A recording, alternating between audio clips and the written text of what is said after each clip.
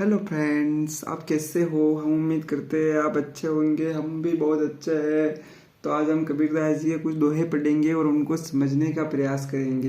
तो हम कबीरदास जी के दोहे क्यों पढ़ेंगे, हमारे जीवन में क्या समस्या होती है। तो समस्या कभी हम ये दोहे जब हमारे जीवन में हम सुनते हैं इनको, तो हमें लगता है यार ये सही कह रहे हैं, तो फिर वो हमारे जीवन में एक हिस्सा बन जाते हैं जीवन। तो शुरू करते हैं। बड़ा भया तो क्या भया, जैसे पेड़ खजूर, पंथी को छाया नहीं, फल लगे अति दूर। कबीरा, फल लगे अति दूर। कबीरदास जी कहते हैं कि खजूर का पेड़ बेशक बहुत बड़ा होता है, लेकिन ना तो वो किसी को छाया देता है और फल भी बहुत दूर ऊंचाई पे लगता है।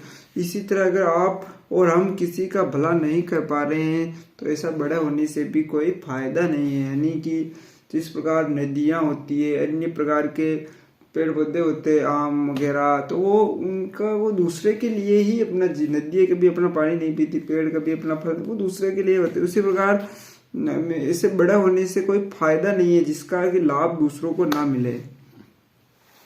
दुख में सुमिरन सब करे, अच्छा दोहा कितना अच्छा। दुख में सुमिरन सब करे, सुख में करे न कोई, जो सुख में सुमिरन करे तो दुख काहे का होय। ये दुख और सुख का ही है। तो ये कितना दोहा हमारे जीवन में अहम हो जाता है, क्योंकि दुख में हर इंसान ईश्वर को याद करता है, लेकिन सुख में ईश्वर को भूल जाते हैं। अगर सुख में भी ईश्वर को याद करो तो दुख कभी आएगा ही नहीं, क्योंकि जब हम दुख में हम ईश्वर को याद करते हैं तो दुख में कोई भी हमको कुछ बात बताए तो हम वो समझ नहीं पाते, क्योंकि हमारा माइंड उस लायक नहीं रहता है दुख में समझने के लायक। वो नहीं कहते दुख में कोई समझना नहीं चाहता और सुख में कोई समझना चाहता नहीं है। वो दुख में समझ ही नहीं सकता, क्योंकि उसका माइंड वो पहले ही वो दुखी होता है तो उसको कुछ अच्छा नहीं लगता है, और सुख में कोई चाहता ही नहीं है। तो इसीलिए कहते हैं कि सुख में समझो। जब भी सुख हो तो अपने उस सुख में हो तो उस जो दुख के पल आ सकते हैं उनको पहले ही ले आओ। हमारे हिसाब से कह रहे हैं कि अगर हम सुख में ईश्वर को याद करेंगे तो दुख कभी आएगा ही नहीं, यानी कि हमारा वो माइंड पहले ही तैयार हो जाता है। तो अब और पढ़ लेते हैं आगे। एक और पढ़ ले। सब धरती कागज करूं, लेखनी सब वन राज, सात समुंदर की मसी करूं, गुरु गुण लिखा न जा। अगर मैं इस पूरी धरती के बराबर बड़ा कागज बनाऊं और दुनिया की सभी वृक्षों की कलम बना लूं और 7 समुद्रों के बराबर शाही बना लूं, तो भी गुरु के गुणों का लिखना संभव नहीं है। तो इतना बड़ा शाही बना ले तो भी गुरु के गुणों को लिखना है, क्योंकि उनका कोई गुण नहीं होता है। गुरु ऐसा लिखना, और उनके सभी गुण उन्हीं के होते हैं। तो हम सीधा सीधा से यहाँ गुरु किसको मान लेते हैं अपने हिसाब से, हम साउंड ऑफ साइलेंस को मानते हैं। वो कहने के लिए साउंड ऑफ साइलेंस है, बाकी एक प्रकार का नाद है जो हो रहा है ब्रह्मांड में, वो अभी भी हो रहा है। वो उसके लिए हमको ये सुनना और शांत जगह पर बैठना होता है थोड़ा अधिक समय के लिए। तो ये है, आगे पढ़ते हैं। और माटी कहे कुमार से, तू क्यों रोंदे मोय, एक दिन ऐसा आएगा मैं रोन दूंगी तो। यानी जब कुमार बर्तन बनाने के लिए मिट्टी को रोंद रहा तो वह मिट्टी कुमार से कहती, तू मुझे रोंद रहा है, एक दिन ऐसा आएगा जब इस मिट्टी में विलीन हो जाएगा तू, और मैं तुझे रोन दूंगी। यानी कि वो मिट्टी को ऐसे गूंद रहा है बर्तन बनाने के लिए, तो वो कहता तू मुझे रोज गूंदता है, लेकिन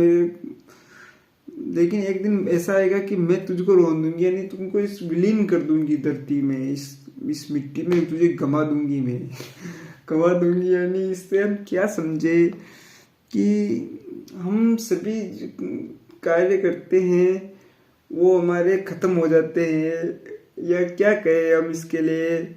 एक दिन ऐसा आएगा मैं रोन दूंगी, मतलब ये शरीर जो ये खत्म हो जाएगा, ये मिट्टी में मिल जाएगा, इतना ही समझ लेते हैं।